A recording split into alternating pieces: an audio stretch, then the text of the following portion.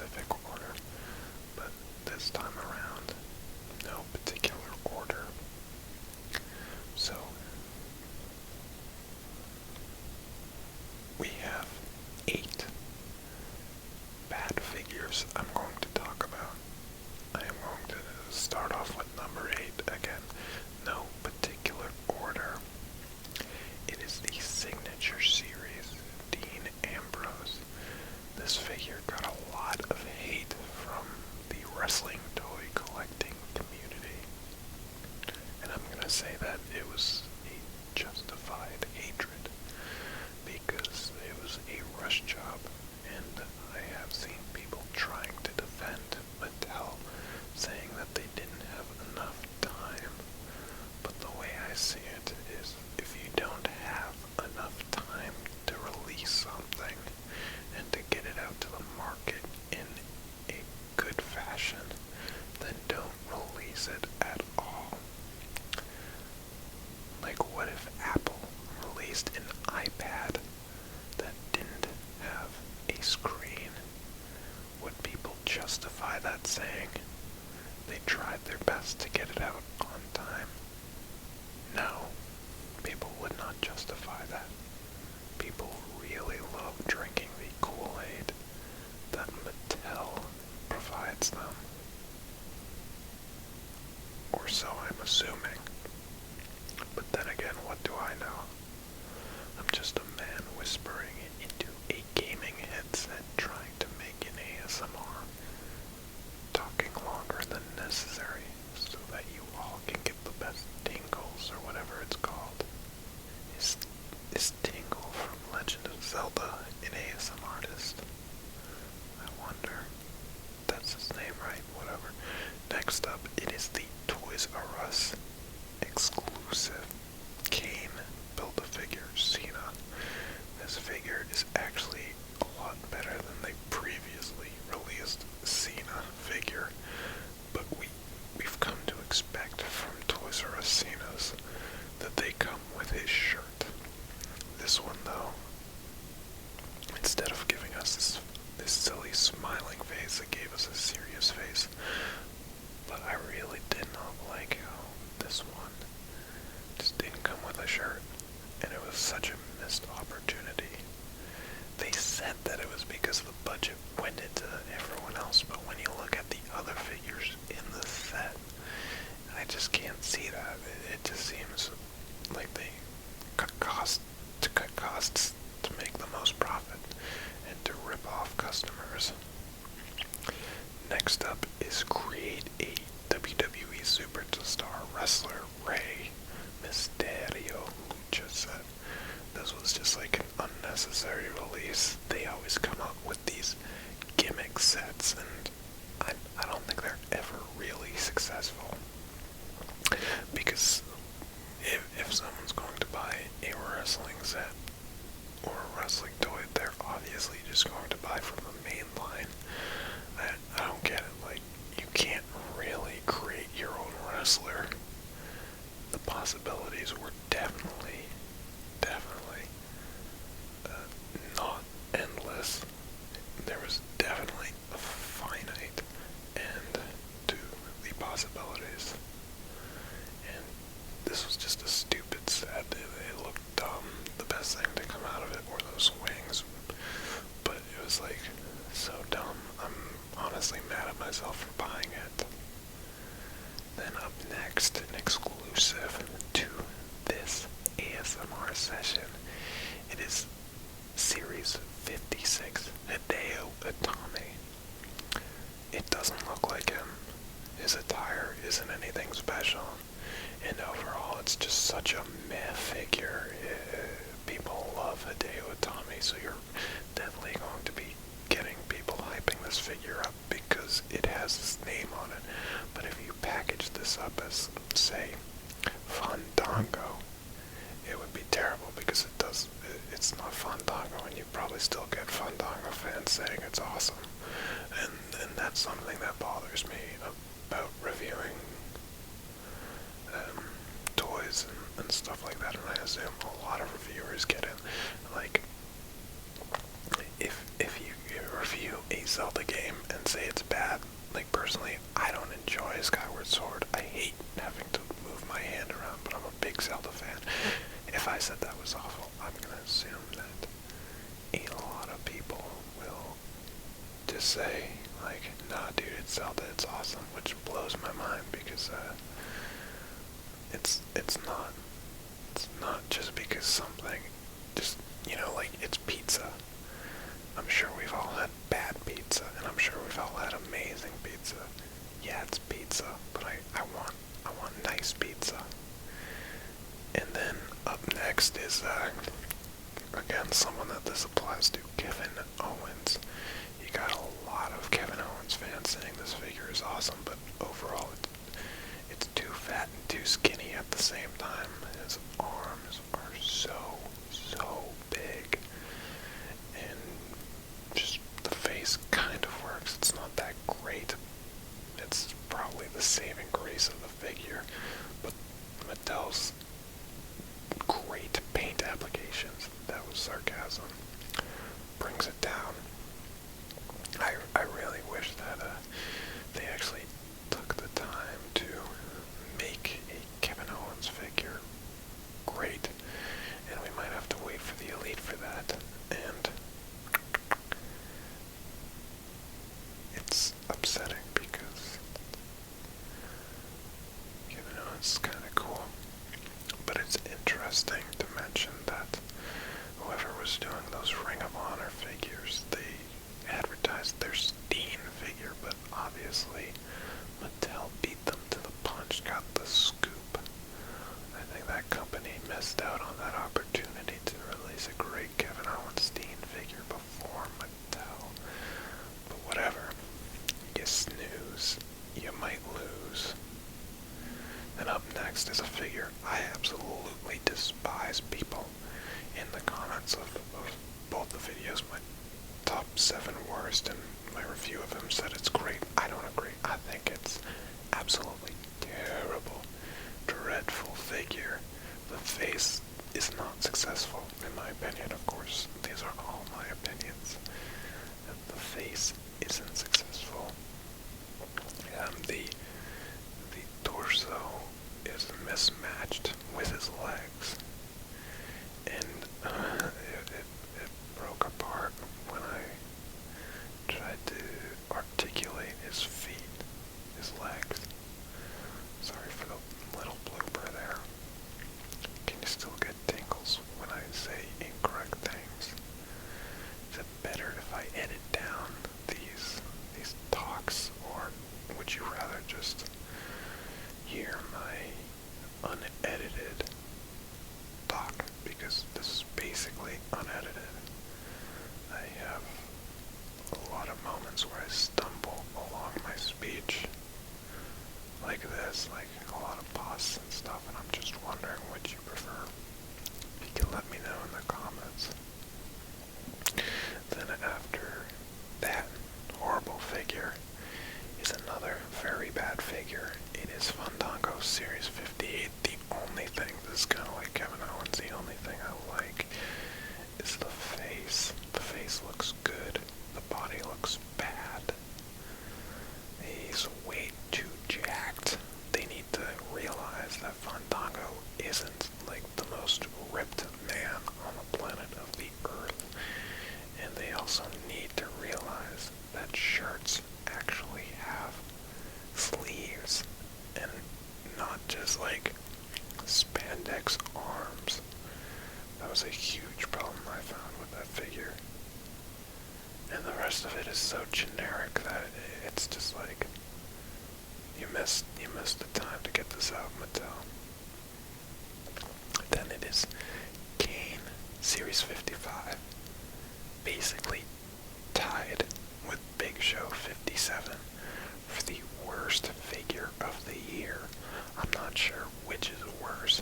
Big Show is just a re-release with nothing changed from, I think, like, he was released 3 series before that, and it certainly wasn't flying off the shelves. It wasn't highly sought after by collectors, and Mattel re-released it for no reason, taking the spot of Sheamus Sasha Banks, anyone, and it's just like really unforgivable to do that. But Kane Series 55 might take the cake.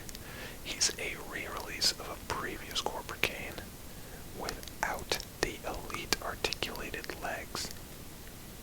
Basically, it's the most irresponsible. It's unforgivable for Mattel to do something like that because it's obviously them trying to make a few bucks and save bucks, and there was no point, no rhyme or reason to that. And I know this is a relaxation, but I am getting very angry right now just thinking about that figure. It gets me so mad. So instead of doing this, let's just go on to the best of 2015. Start out with a couple that weren't on my regular list. Sami Zayn. This elite figure was quite great. Came with the first ever NXT Championship, which I really liked the look of. It was nice and gold, and overall the figure had a really nice look to it. But I don't really think it's in my top 10. Same with Brie Bella, another really good looking figure. But I don't think it makes the top 10. But those two are bonuses to y'all who like ASMR.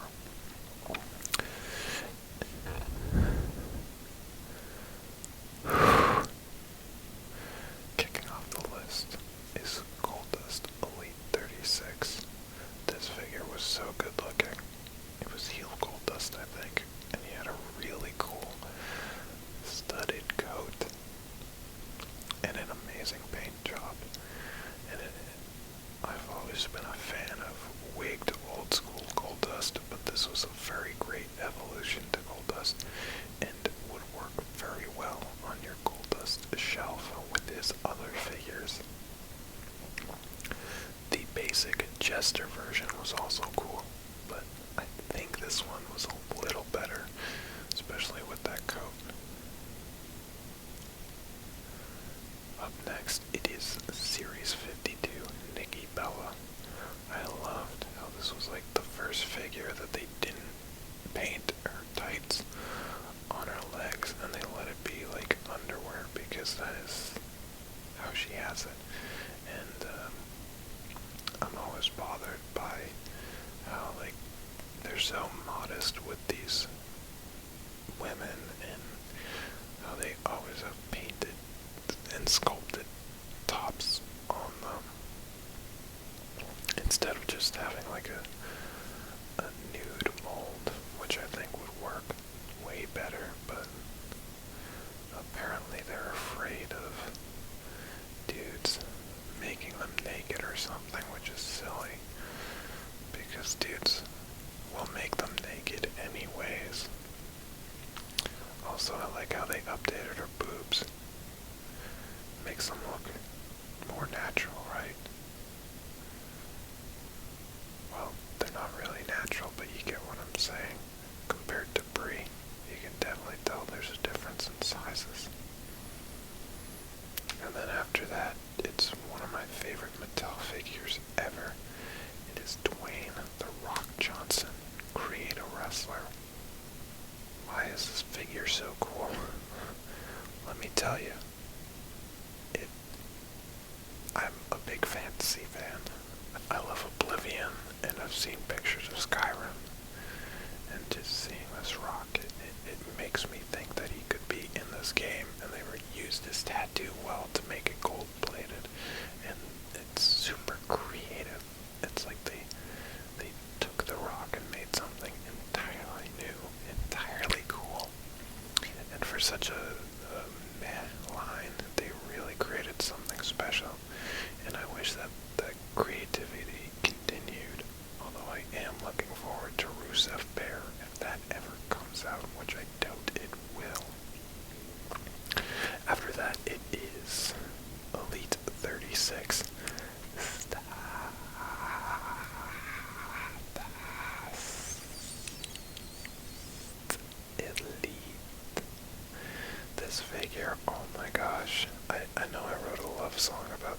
amazing. I could have written a love song for any of these best figures. The paintwork was amazing. The face scan was so good. The sculpt, amazing. I loved the eyes. I loved just the blue in there. Articulation was solid. And he came with 2 tag belts. They went all out with Elite 36, and it was honestly my favorite line of the year.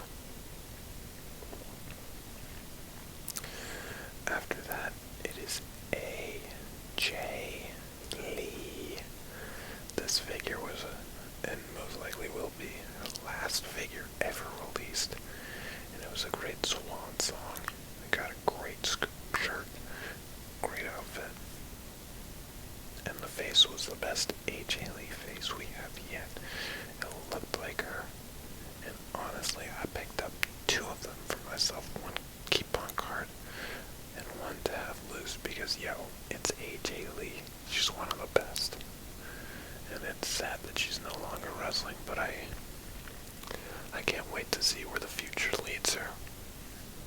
I just want to see her at PWG or something. Then after that is Bailey. This is like a love it or hate it figure, Series 58. Some people love it, some people hate it. That's what love-hate means. I love it. I think it's great. I really see her in the face. I love that it comes with our headband accessory. I think the outfit's fun, and I think it's a really nice figure. A lot of people love Bailey, think she's amazing. I'm kind of like whatever about her. She doesn't really spice up my life like Emma does in NXT, but I really like this figure, and it reminds me of Eva Marie from last year, which was like, I don't know if I put it as number 1. I hope I did, because that figure rocked. Then up next is the Ringside Collectibles Shawn Michaels exclusive. What a figure, what an exclusive. Ringside, sometimes their exclusives are horrid, sometimes they're amazing. This one was absolutely amazing. The attire was spot on, the face cam was good, the glasses looked nice. It was overall a great exclusive, just a great figure to own, and I hope you all were able to grab it. I don't know if it's still in stock. If it is, go grab it today if you haven't already. It's such a good figure. I wish it was released in like the regular line because it was so good. I think way better than the WrestleMania Elite that came out. Then after that, oh my god, this figure was, I think, on the top of my most wanted figure list. So I'm really glad that I was able to pick this up and finally get an Umaga figure. The scan is great, the paint is great, the accessory is fine. I was just overall just extremely pleased. I don't think they did anything wrong with it, although the feet are kind of odd and the articulation on those don't work that well. But that wound, that's the only negative I found.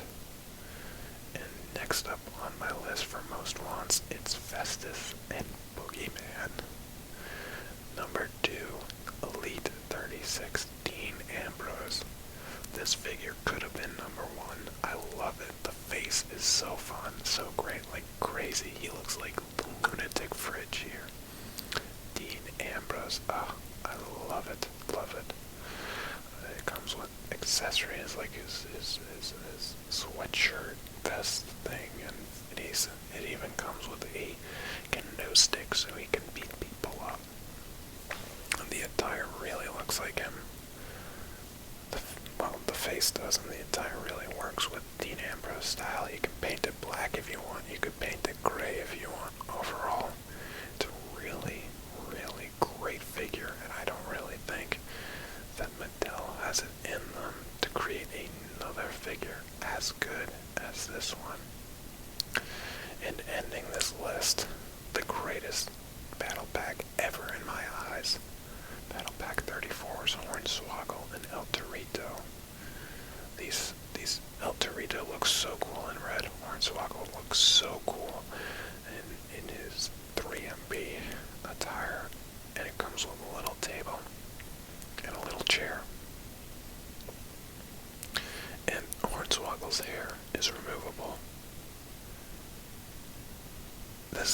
best bang for your buck to get 2 elite articulated figures, 2 accessories, well 3 with his hair. It's mind-blowing in this day and age. And when I got it, I knew it was something special because they both look like their real-life counterparts. The design, paint application, perfect. The accessories, very well. They work very well with it, and I'm just like speechless now because it is so good. And I talked about this yesterday in my original video, but yes, that is the best release WWE and Mattel put out this year. So thank you all for listening to this. I'm sorry about some weird noise, like swallowing and stuff. Is that okay to have? I really don't know. I don't know. Maybe I need to drink more. Maybe it's because New Year's Eve. I'm so